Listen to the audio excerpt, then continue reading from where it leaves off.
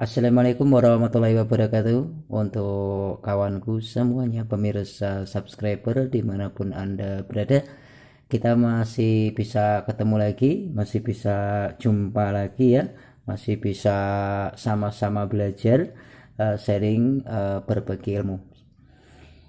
Nah, di sini kita nanti akan membahas tentang injektor ya, injektor motor Honda.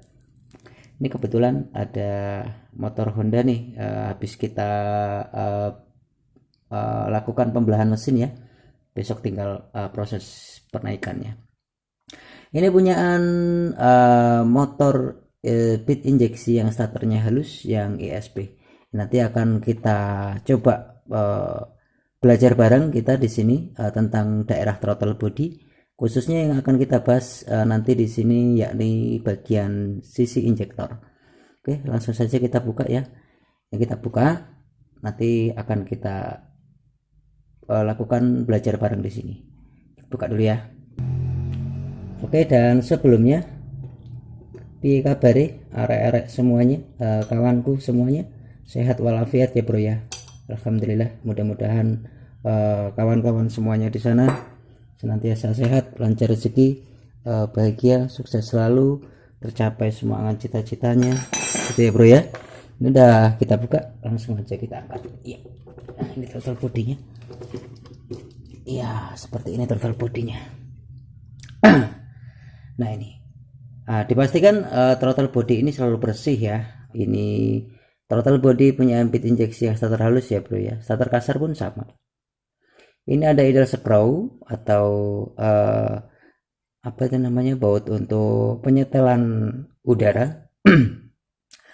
Kemudian di bagian sisi atas ada sensor IACV atau idle air control valves, atau yang sering kita kenal dengan bahasa cuknya gitu ya, atau sensor kelangsamannya ada di sini. Maka di sini kalau kotor atau macet sangat mempengaruhi tingkat kelangsaman gitu ya bro ya.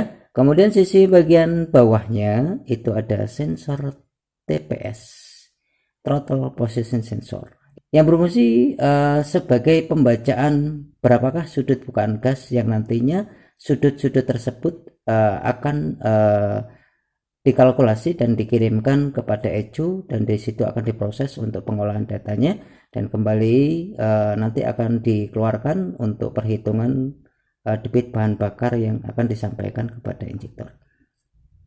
Jadi throttle position sensor ini fungsinya ketika kita narik gas, set, ini kan kisaran ini kisaran 85 derajat di kisaran nih, penuhnya ini. Jadi dari sensor ini penyampaian dari grip gas dibuka berapa derajat. Setelah itu dari TPS dia sudah menentukan derajatnya yang ditentukan oleh grip gas si pengendara. Setelah itu sensor ini akan melaporkan kepada ECU bahwasannya si pengendara sudah memberikan informasi secara spontan tentang derajat daripada sudut bukaan gas tersebut. Maka dari situ ECU akan memprosesnya, dan penyampaian derajat itu akan dikirimkan kembali kepada injektor bahwasanya sudut bukaan gas derajatnya sekian, kasih bahan bakar sekian. Nah, tapi injektor ini pun punya piranti yang tidak bisa dipisahkan, yang sangat penting, yaitu piranti daripada fuel pump. Jadi antara fuel pump dan injektor itu saling terkait, nggak bisa dipisah, yang sangat vital itu ya bro ya. Gitu kira-kira. Jadi semua sensor-sensor yang nempel di bagian sistem engine-nya ini semua dikontrol oleh sistem ECU-nya. Itu ECU-nya di situ bro, gede kayak lo, pojokan.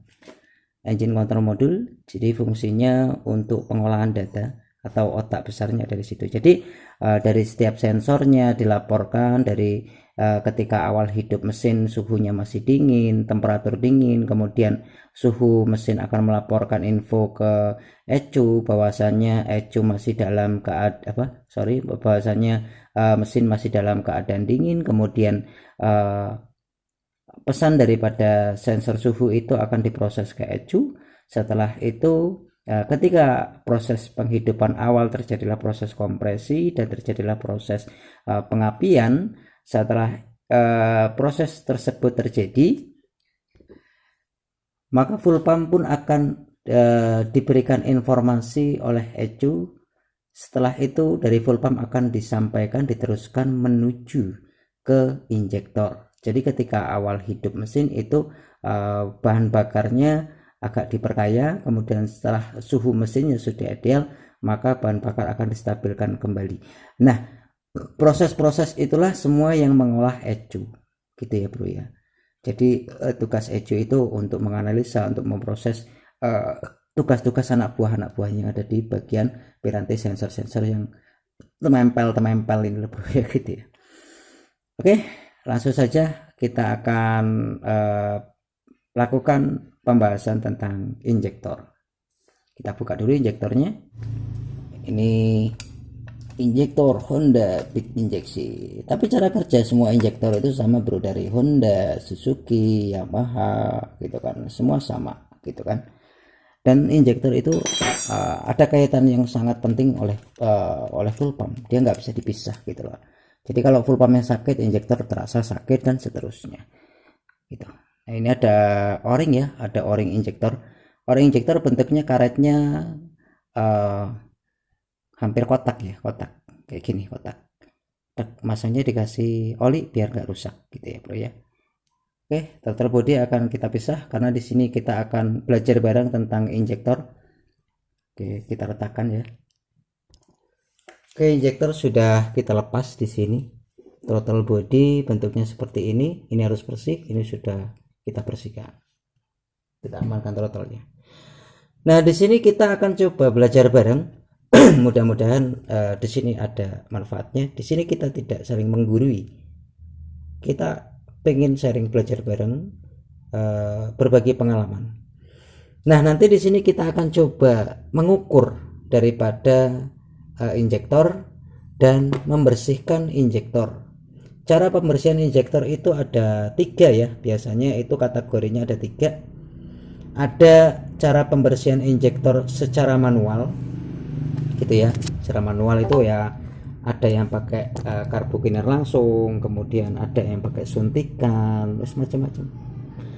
Atau ada yang pakai itu tabung infus. Tabung infus itu harus punya cairan khusus ya, kayak LMT.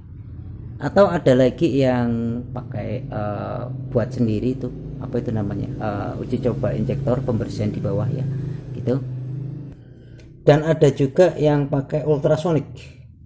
Oke, ultrasonik. Insya Allah untuk suatu saat kita akan memberikan informasi pembersihan secara cepat menggunakan ultrasonik injektor.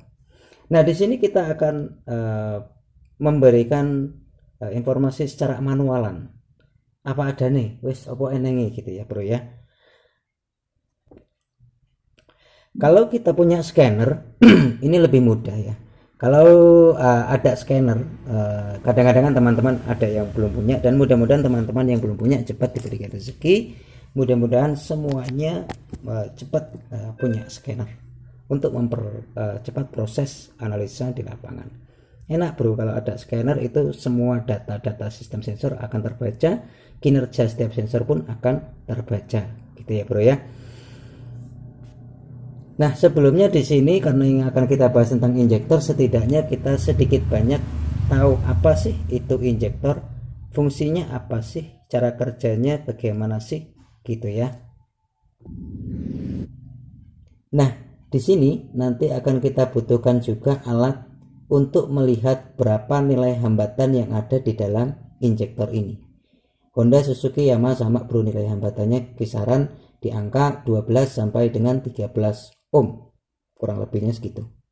Ini kita punya 2 injektor ya. Ini injektor Suzuki Sauter, ini punya Honda Beat. Al Honda sama wes pengecekannya, Al Suzuki, Al Yamaha sama. Kemudian kita ada tester, terserah mau tester apa aja bro, intinya semuanya bagus. Mau tester analog, tester digital boleh. Ini kita pakai digital aja biar lebih akurat ya. Kemudian kita punya flasher send atau otomatis send ya. Ini kalau ibaratnya mau pakai otomatis send ya boleh, tapi kalau bisa otomatis send yang punya setelan itu loh, cepat lambat itu lebih enak lagi, kita bisa ngatur RPM. Ini hanya contoh, nanti flasher sand yang manual, karena kita yang disetel itu habis barangnya. Kemudian kita siapkan baterai untuk atas di bawah ya. Nah setelah itu kita siapkan carbo cleaner. Nah kemudian untuk pembersihannya macam-macam bro, ada yang langsung pakai carbo cleaner menuju ke injektor atau bagaimana guys. Kalau kita pakai ini aja, pakai suntikan, jarum suntik, ini kita manipulator seakan-akan jarum suntik ini adalah fuel pump, karena fuel pump itu nilainya berupa tekanan. Nah di sini nanti kita bayangkan separuh kita isi oleh bahan bakar dan separuhnya kita sisakan untuk tekanan gas.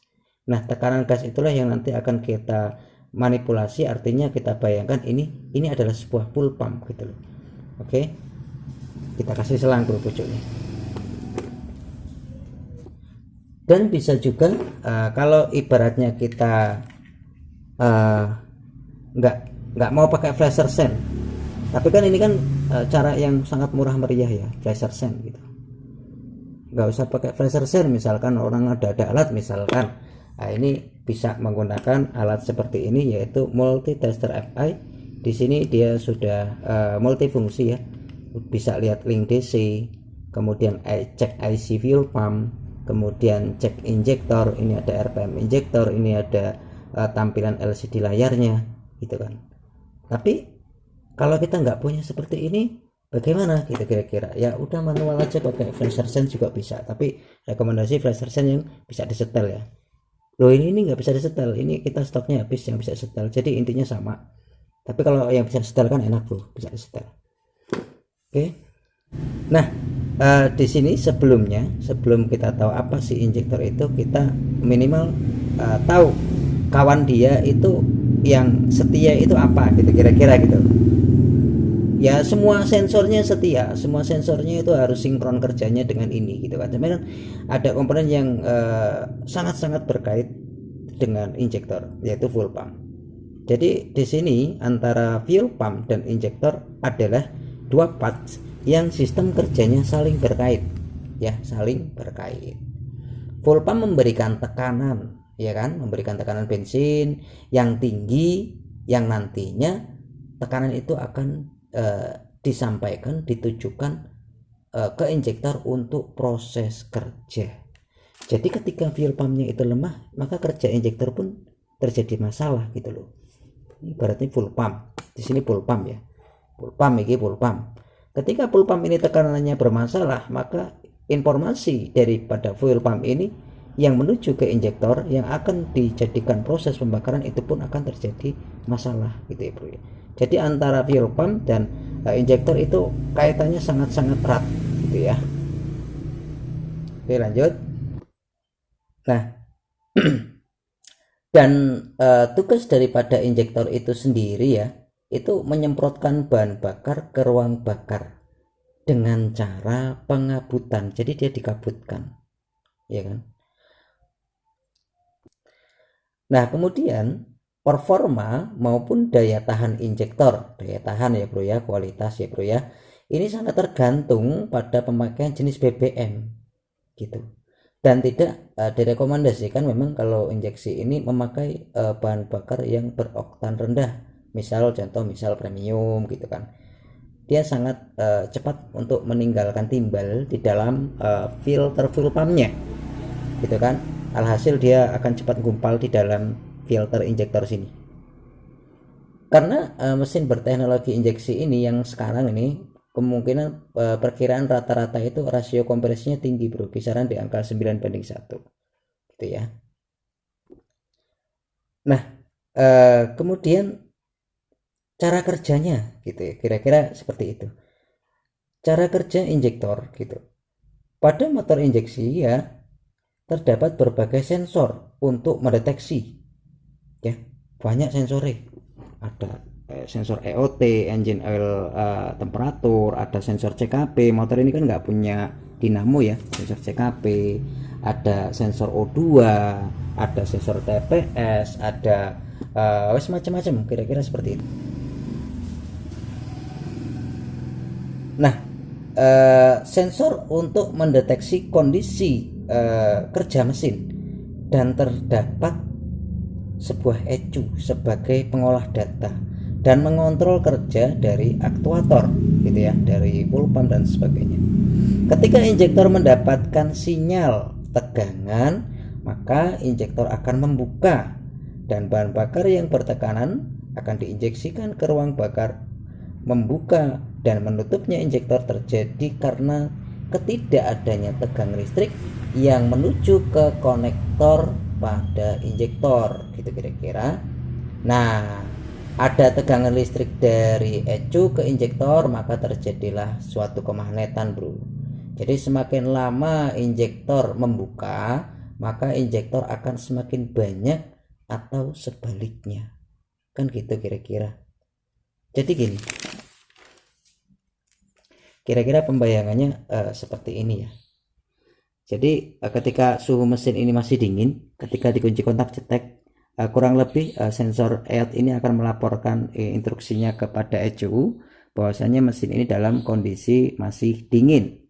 Setelah itu dari ECU akan diproses, kemudian akan diberikan informasi kembali kepada fuel pump, kemudian fuel pump akan memberikan informasi kembali kepada ECU, kemudian dari ECU akan diproses kembali dan prosesan data itu akan disampaikan kembali kepada injektor. Nah, ketika suhu itu dingin, maka injektor akan memberikan nilai yang banyak sesuai tugas-tugas daripada sensor choke gitu kan di sini gitu kan, untuk membuat daya mesin agar lebih enak dulu untuk awalan. Nah, ketika suhu mesinnya sudah hangat, maka dari sensor O2 dan sebagainya akan saling berkaitan memberikan info-info kepada ECU, proses data ECU. Jadi semua sistem yang menandatangani kontrak itu ECU. Nah, tapi kalau ada sensor satu yang bermasalah, maka sensor tersebut penyampaian kepada ECU-nya gagal, maka ECU akan tidak memberikan tanda tangan resmi. Setelah itu akan memberikan instruksi bahwasanya ini di suatu barang ada masalah. Untuk itu dia langsung akan menampilkan ke layar indikator bahwasanya ada trouble di sistem tersebut gitu, kira-kira mungkin seperti itu kira-kira. Nah, dan kecepatan dan seberapa banyaknya bahan bakar yang disemprotkan diatur berdasarkan perintah ECU. Jadi semuanya itu berdasarkan ECU. Tapi ECU tidak bisa bekerja tanpa bantuan sensor, dan sensor tidak bisa bekerja tanpa hasil dari proses data ECU. Jadi bulat muter gitu, cuma semua kontrol dikontrol oleh ECU. Ya namanya ECU, engine control unit atau engine control module. Semua sistem injeksi yang kontrol itu dia. Maka keadaan baterai pun itu sangat mempengaruhi tingkat keawetan daripada sensor-sensor tersebut. Dan memang tidak dianjurkan untuk pemasangan variasi lampu atau variasi yang sangat-sangat berlebihan yang tidak dianjurkan oleh pabrikan, karena nanti ujung-ujungnya akan mengalami konsleting dan merusak ECU gitu, kurang lebihnya seperti itu. Dan setiap motor punya settingan tersendiri dalam hal kapasitas penyemprotan setiap menitnya, jadi speknya berbeda-beda gitu ya bro ya. Nah, besar kecilnya bahan bakar yang mengalir untuk proses pengabutan tidak diatur berdasarkan besar atau kecilnya lubang injektor gitu kurang lebihnya, melainkan melalui ECU gitu.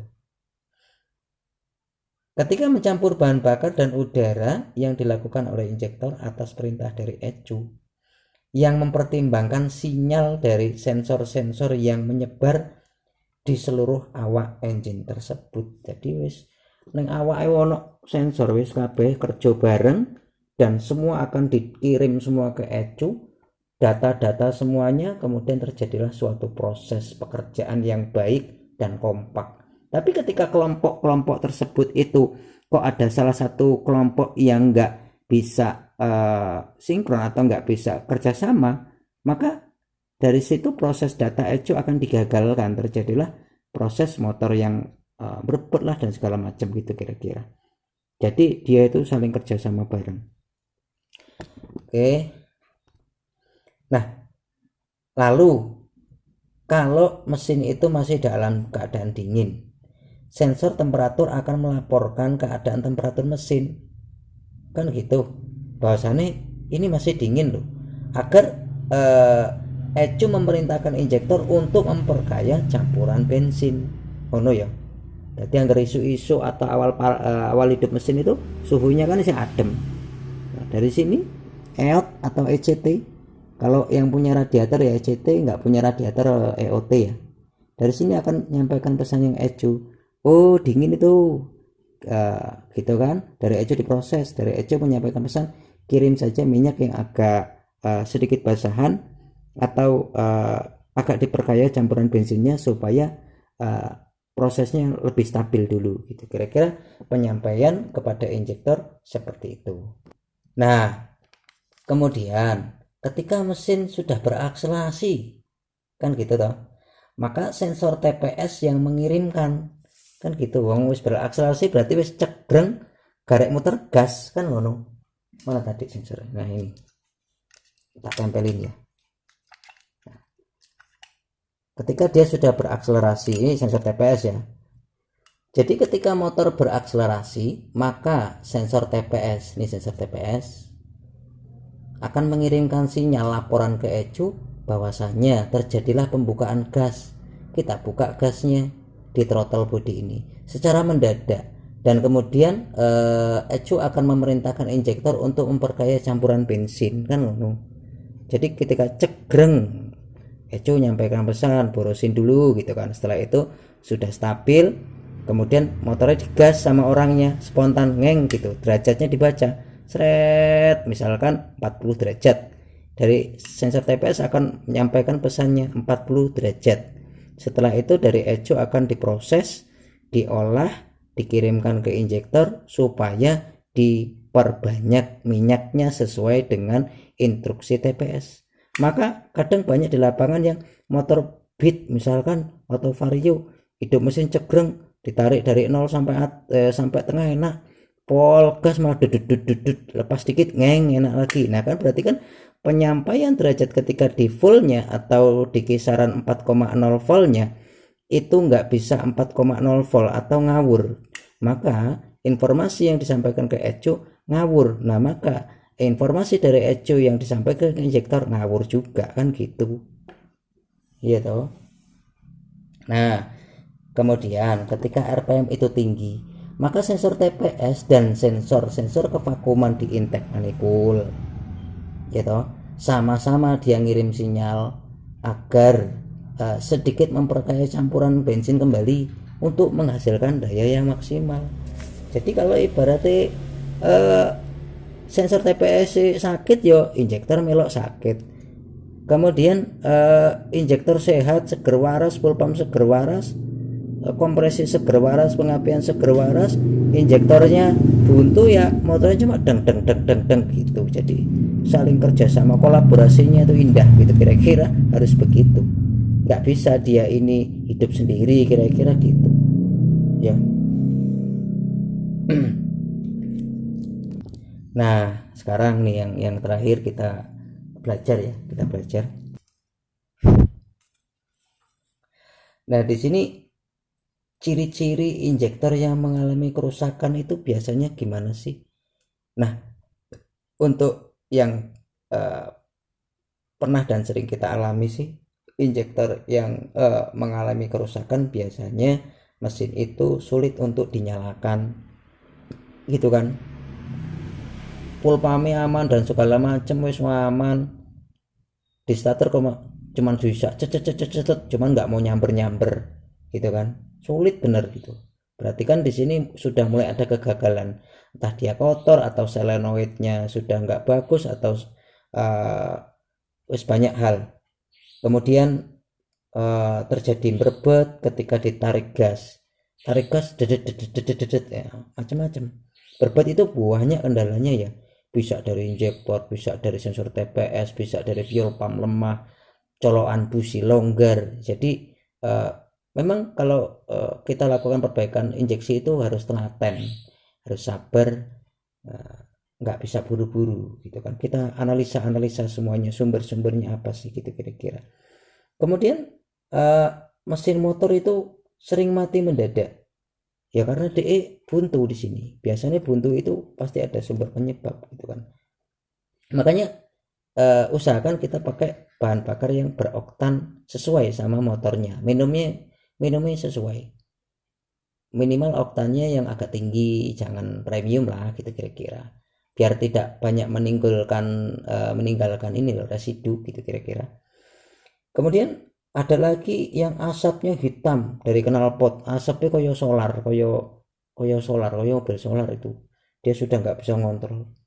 Kemudian yang berakibat fatal ketika ketika injektor ini benar-benar drop, benar-benar konslet, benar-benar mati, maka mesin itu benar-benar mati total, nggak bisa diapa-apakan, starter nggak bisa, engkol nggak bisa, bahkan pengapian hilang ya. Nah kalau Honda itu kalau di bagian injektornya itu ada masalah, pasti pengapian itu akan hilang gitu ya, pengapian akan hilang karena hal yang ditanya pertama kali dulu itu masuknya dia ke data injektor. Jadi kalau injektor bermasalah maka pengapian pun akan terjadi penghilangan api gitu ya.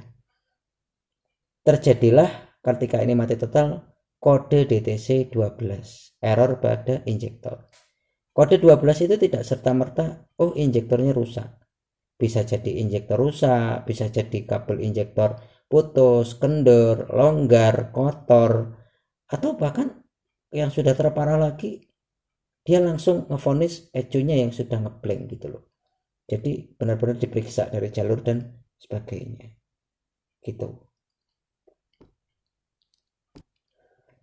Nah biasanya ada lagi penyebab-penyebabnya ini rusak, misalkan memang ini sudah faktor usia atau kualitas barang KW atau kita beli barang murahan, namanya barang murah ya bro ya gitu kan, atau bisa juga memang karena faktor sesuatu, misalkan kita sering-sering menggunakan atau motor ini sering minum minuman yang bahan bakarnya beroktan rendah dan sangat-sangat rendah, maka akan terjadi knocking di bagian seher, kemudian knocking di bagian injektor gitu kan. Alhasil di sini akan terjadi kotor gitu loh. Kalau sudah kotor lama-lama dipakai suwi-suwi iki akan bermasalah gitu kan. Atau ada juga kita beli injektor baru barang KW misalkan, baru dipasang belum dilakukan hidup mesin sudah nyembur duluan atau bahkan buntu. Nah, itu banyak, jadi kasusnya banyak ya bro ya. Jadi minimal di sini pesan kita bareng-bareng, memang kita harus jeli dan pintar-pintar milih minuman daripada kebutuhan motor itu sendiri. Minimal carilah oktan yang tinggi dan sesuai daripada kebutuhan motor tersebut biar lebih awet gitu ya kira-kira untuk pengenalan daripada injektor ini sendiri. Honda, Suzuki, Yamaha kira-kira seperti itu kurang lebihnya. Nah sekarang kita masuk ke cara pengukuran dan nanti lakukan cara pembersihan. Nah di dalam injektor ini ada kutub min dan plus. Minnya itu datangnya dari ECU, jadi proses data yang dikirim ke sini berupa sinyal massa.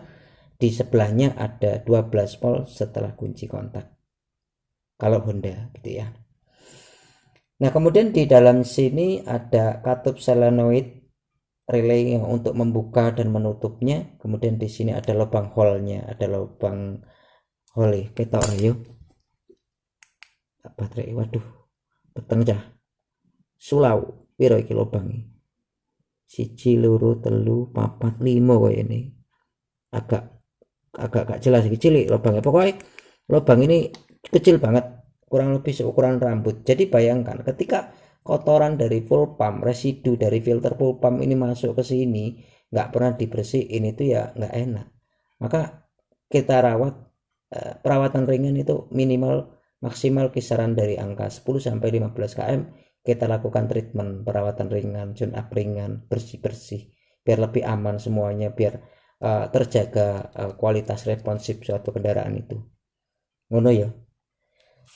Wis saiki kita masuk ke pengukuran. Nah, kita ukur ya. Kita pakai soket nih, soketnya. Tak, nah soketnya, waduh, potong dulu.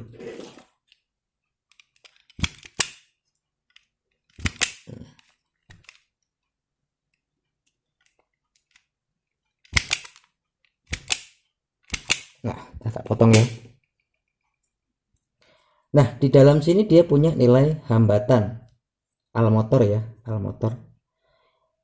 Ini kalau kita ngetes di bawah bisa dibolak-balik bro, testernya bisa kanan, bisa kiri, bisa kiri, bisa kanan gitu. Nggak usah takut konslet, kan kita ngetesnya di bawah gitu kan, nggak masuk ke data atas gitu loh.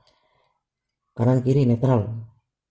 Oke, di sini nanti akan kita ukur berapakah nilai daripada hambatan injektor tersebut.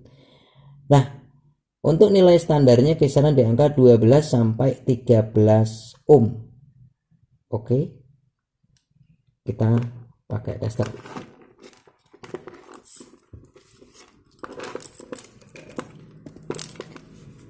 Semua motor bro sama. Bodoh ini injektor Suzuki ya gitu. Nah, karena di sini dia punya nilai hambatan kisaran di angka 12 sampai 13 ohm, maka selektor kita cari arah ke ohm. Di sing jenenge ohm kisaran di. Nah, di sini ada 2 kilo, 200. Ya kalau 2 kilo kayaknya nggak mungkin, masalahnya satuan di situ 12 13 berarti kisaran di 200 ohm. Jadi untuk ngukur daripada injektor kita atur selektor kita arahkan di angka 200 ohm. Kio kipanai nilainya pengukurannya 200 ohm, pencarian di situ 12 sampai 13 ohm. Nah, tak cakak piye iki? Ketok ora ya? Ketok ora, bro? Kelihatan ya. Oke, sudah kita arahkan. Ini selektornya ya di ohm juga, ini di com dan di ini di ohm. Nah, wes ya. Saiki kita ukur. Bolak-balik bisa enggak ya? Bisa, insya Allah bisa. Oke, kita lihat. Sudah kita arahkan, sekarang akan kita ukur nilai hambatan. Berapakah nilainya? Kita lihat bareng-bareng. Kok petang ya? Nah, tak kasih flash. Nah, oke, bismillahirrahmanirrahim, kita lihat berapakah nilai hambatannya. Tes. Sudah terbaca dan sudah kelihatan nilai yang ada di dalam sebuah benda ini atau injektor ini adalah berhambatan 12, sekian sampai 13,0 ya. Ulangi. Tes 12, sekian. Sedangkan standarnya 12 sampai 13 ohm. Kita pernah ketemu ya kasus di lapangan. Wis motornya gak enak rasanya. Orangnya habis beli injektor KW. Itu nilai hambatannya itu 19 sampai 23 ohm. Waduh, banyak banget. Maka wis gak enak injektornya. Maka kita beli injektor lebih baik sebelum kita pasang, ada kala lebih baiknya kita ukur dulu berapakah nilai hambatannya. Standar 12 sampai 13 ohm berarti kategori injektor itu nilai yang di dalamnya masih aman. Gitu ya kira-kira ya. Kisah diolah-alik, ini dibalik. Kita balik sini. Kita balik sini. Yo panggah gitu loh. 12 sampai 13 ohm. Nah, jadi tahap yang pertama kita udah tahu fungsinya, cara kerjanya, kemudian di sini nilai hambatannya berapa. Setelah itu kita tinggal pemeriksaan solenoidnya gimana sih, mau kerja ketik enggak sih. Nah, ketika dia sudah kerja, kemudian kita tinggal memeriksa gimana sih lubangnya di sini ada buntu enggak. Jadi di sini kisaran kurang lebih ada 3 info ya, dari cara kerja, fungsi, kemudian pembacaan nilainya. Kalau nek wis iki dibocor nilai ini wis itu solenoid kita periksa harus kerja. Kemudian kalau sudah ya tinggal aja lihat semburannya yang ada di sini, apakah semburannya buntu, sesuai dengan instruksi lubang atau bagaimana kan kita tahu nantinya, atau bahkan nggak metu kan gitu. Nah sekarang kalau untuk Suzuki bagaimana gitu kira-kira? Suzuki Shooter, ini Suzuki Shooter gitu bro, tak sama aja itu 200 ohm. Coba kita lihat tuh nilainya 12,7 ohm Shooter ya. Nah lagi itu ya 12, sekian ohm kan masih batas 12-13 ohm batas minimal maksimal. Dibalik. Nah oke, dapat ya, berarti hambatan di dalamnya nggak terjadi konslet atau masih bisa untuk hambatannya. Tapi ya kita masih lakukan pemeriksaan 2. Hambatan sudah, sekarang selenoidnya kerja enggak, yang ketiga gimana sih semburannya gitu kan. Oke, sudah kita ukur, kita matikan alat ukur, off kan. Nah amankan dulu udah ya. Yang pertama kita tadi udah ngukur hambatan sudah kita simpulkan, oh berarti 2 injektor ini masih normal untuk nilai hambatannya. Lantas apalagi yang akan kita periksa gitu setelah kita tahu nilai hambatannya? Yang kedua yang akan kita periksa di sini adalah selenoid bekerja atau tidaknya. Di dalam sini kan ada sistem kemagnetan selenoidnya ya.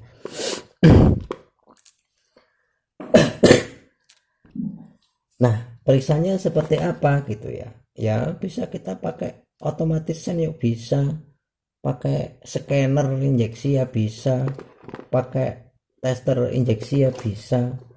Nah misalkan nih kayak kita pakai alat ini ya, misalkan pakai alat ini, kita lihat kinerjanya.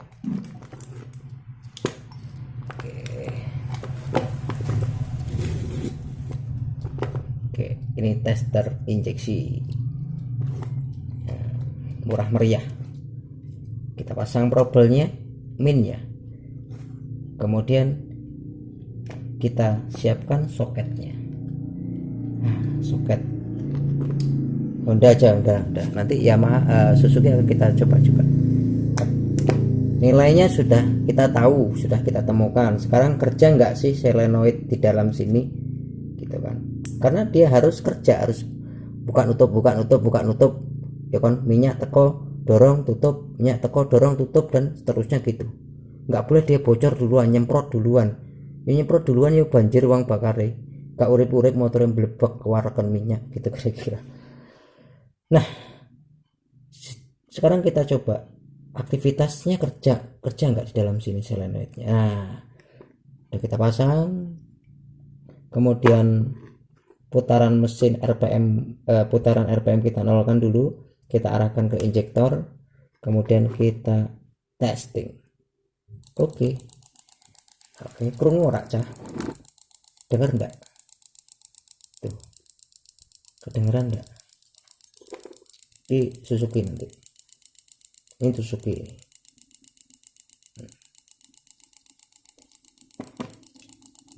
tuh, ada ya.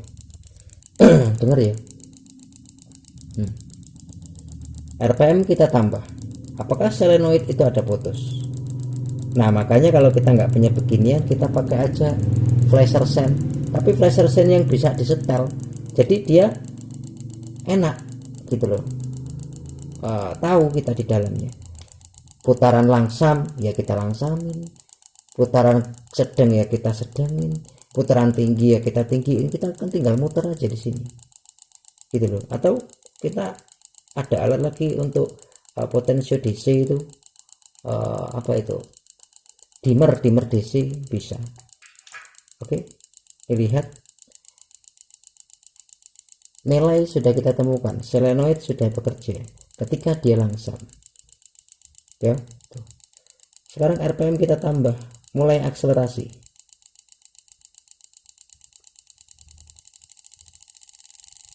Oke, nah ketika berakselerasi berarti kan akselerasi tinggi ini siapa yang ninggiin? Ya tangan kita ini. Nah tangan kita udah muter gas, Terus tingginya dia laporannya dari mana? Dari sensor TPS. Proses penyemburan dari mana? Kiriman sinyal dari hasil pengolahan data ECU. Kemudian kaitannya dengan apa? Dengan tekanan fuel pump. Gitu. Sekarang RPM kita akan tambah lebih kencang, top speed. Tuh, kita ambil top speed. Berarti di top speed ini dia tidak ada pemutusan solenoid. Berarti syarat kedua aman. Syarat pertama nilai aman, syarat solenoid aman. Turunin, turunin, turunin, turunin. Aman ya. Kadang ada juga injektor yang kita gas awal enak, hidup mesin awal loh enak, tengahnya gitu.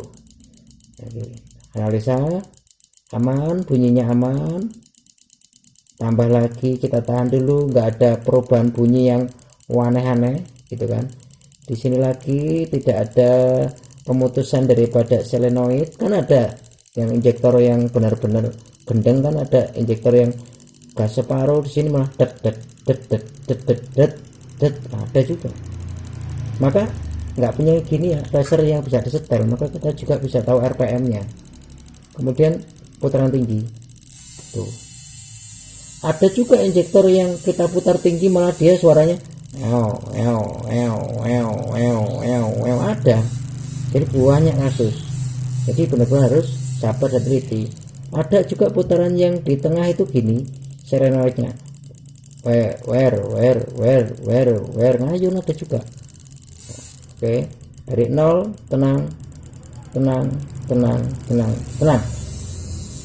gitu ya. Nah, ya sama ini juga sama, kalau untuk Suzuki pun sama. Kita coba ya sama, kita cepkan sini, kita cepin sini tuh, nyaring ya malah tuh.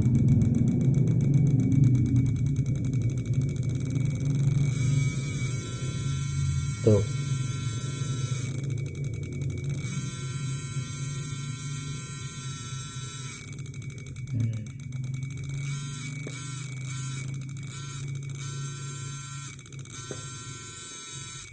Nah, ibarat ini nih RPM ini sensor TPS ya gitu. TPS nya alon, ya minyaknya alon, pengabutannya kurang, nilainya agak tinggian. Ketika TPS kita tarik penuh ya pengabutan mulai bekerja penuh banyak. Oke. Nah, sekarang kalau pakai automation piye? Yang enak itu yang bisa ada RPM. Kita pasang ya, pasang sini. Ini kan ada simbol B, L, atau ada juga yang X, L. Ini yang B itu ibarat baterai, B baterai. Ini harus 12 volt inputnya, B baterai. Berarti masuknya ke plus aki. B ini di sini, B nya di automation masuknya ke plusnya aki. B baterai otomatis sen, baterai masuk ke plus aki. Tes dulu otomatisnya kerja enggak, ini otomatis baru tapi nggak bisa disetel. Nah udah ya, selanjutnya gimana gitu kan. Selanjutnya begini, di sini kan dia sudah ada plus, di sini min. Nah, pada dasarnya injektor ini kan punya min dan plus, gitu. Plusnya 12 volt setelah kunci kontak, minnya dari ECU, gitu. Nah, minnya ini karena kita ngetes di bawah ya udah nggak usah pakai ECU, nggak usah harus ada ECU gitu. Taruh aja di minnya aki gitu kan. Data taruh di min aki, bolak-balik boleh aja gitu loh. Pakai ini nanti kita balik. Taruh kayak gini.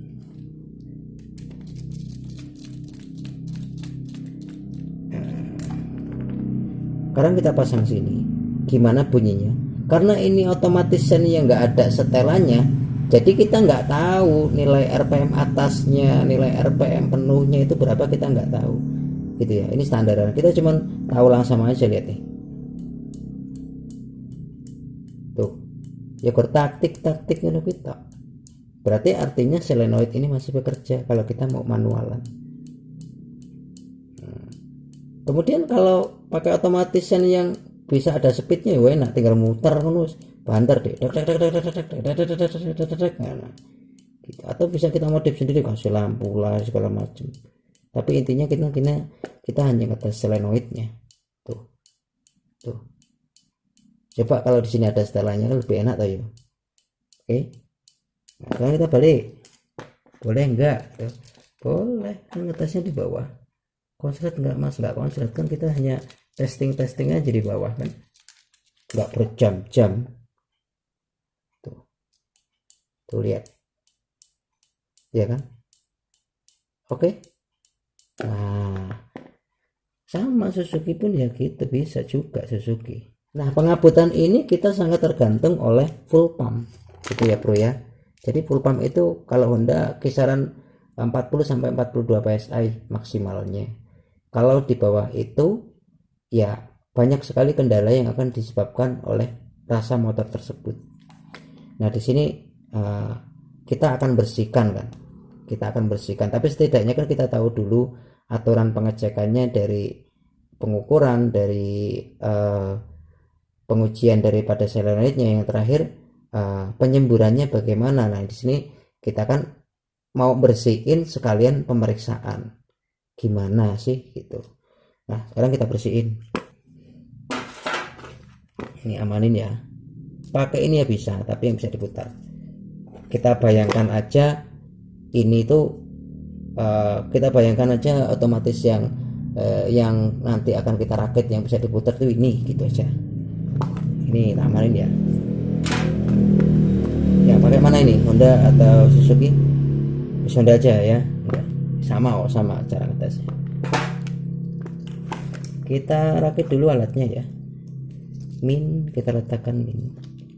Ini alat kayak gini banyak terjual di toko online untuk harga, soalnya macam-macam varian, tergantung kualitas, tergantung pinternya alat.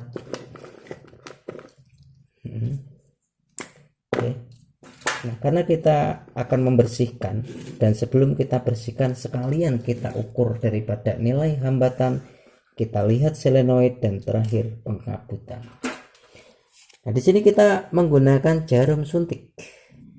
Ini di apotek banyak terjual. Gede ini, yang gede. Piro iki? 50 cc. Mantap ceplok.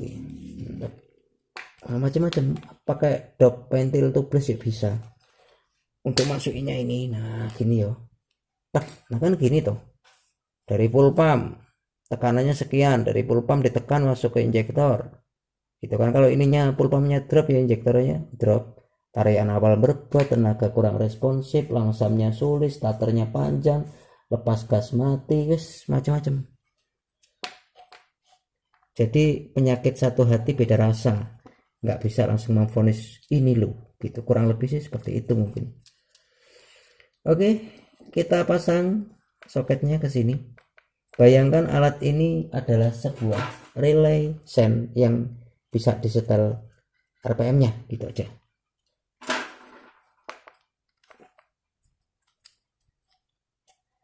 Nah, kalau ada ultrasonik lebih enak, tapi kan biayanya mahal bro. Oh ini mahal ya, pakai laser sen nggak apa-apa. Nah setelah itu di sini akan kita isi carbo cleaner.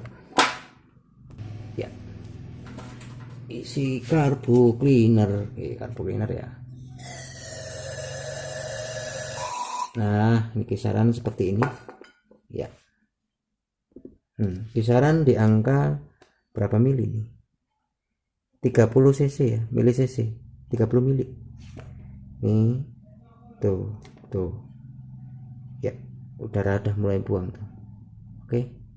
Nah, kita bayangkan suntiknya ini, jarumnya ini atau batangnya ini ya.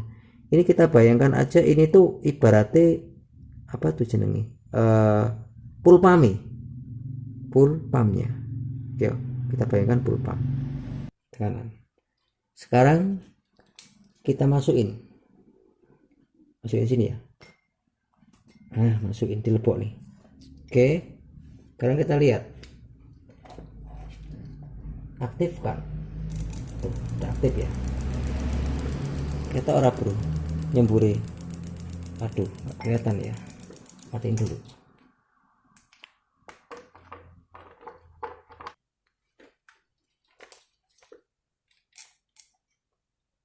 Nah, tuh tak kasih tuh, tuh kelihatan nggak, kelihatan nggak nyemburnya? Nah tuh. Nah, gitu aja lah biar terang. Ini padahal pakai suntik nih. Iya ini diarah kemana ya? Gini. Waduh, ada aki, bahaya. Geser dulu apinya. Tuh lihat, tuh ya, terjadi pengabutan. Tuh, awas, bahaya rokok. Ini cuman kita pegang aja jarum suntiknya gini. Tuh, pegang aja jarum suntiknya seperti ini. Itu udah nyemprot kayak wong nyetim itu, kayak orang nyetim. Tuh. Berarti kalau di sini nggak punya nilai tekanan, full pump kita nggak ada tekanannya. Lihat, tuh kayak gini. Tuh lihat, apakah dia nyemburnya maksimal? Dia nggak metu minyak, gitu kan? Dia nggak bakal urip motore gitu loh. Kalau full pump kita ini drop, ini full pumpnya kan tak coba tekanannya, gitu. Kalau kita tekan lagi, pasang ini,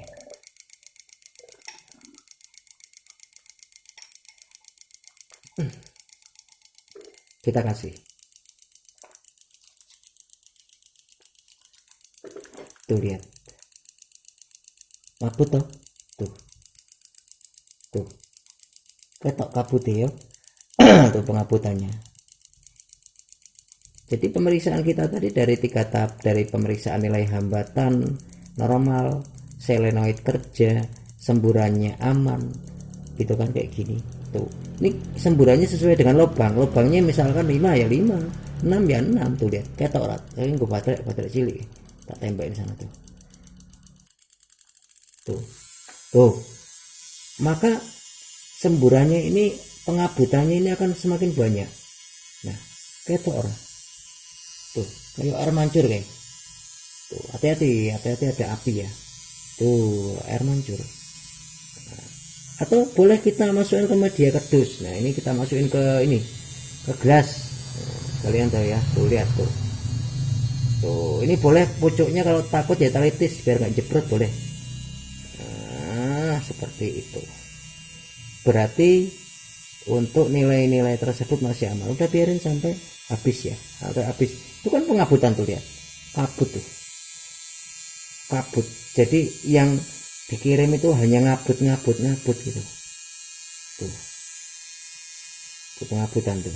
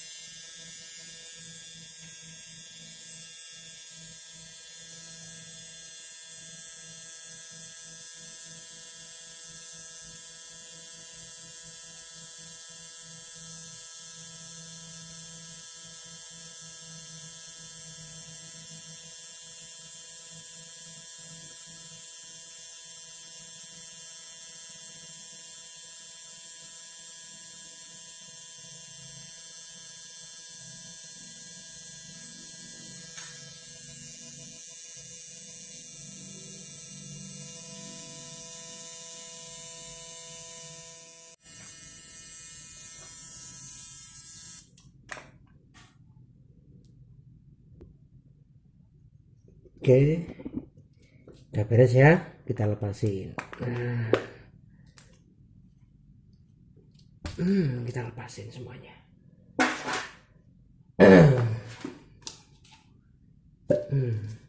Habis itu suntiknya cuci pakai air biar nggak ngembang nih karetnya.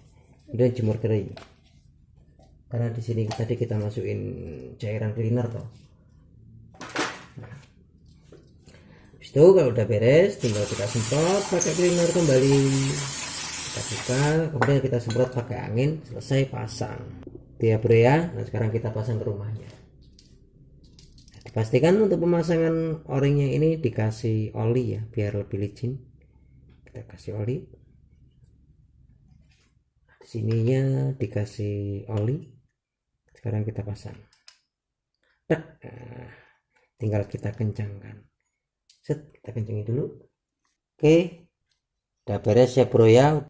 Dan terima kasih sudah setia mensupport kami. Dan terima kasih sudah selalu mendukung kami. Dan ada kurang dan lebihnya, mohon maaf lahir dan batin. Dari tutur kata yang sikap dan salah juga kami mohon maaf. Dan saya akhiri. Assalamualaikum warahmatullahi wabarakatuh. Dan sampai ketemu di video selanjutnya.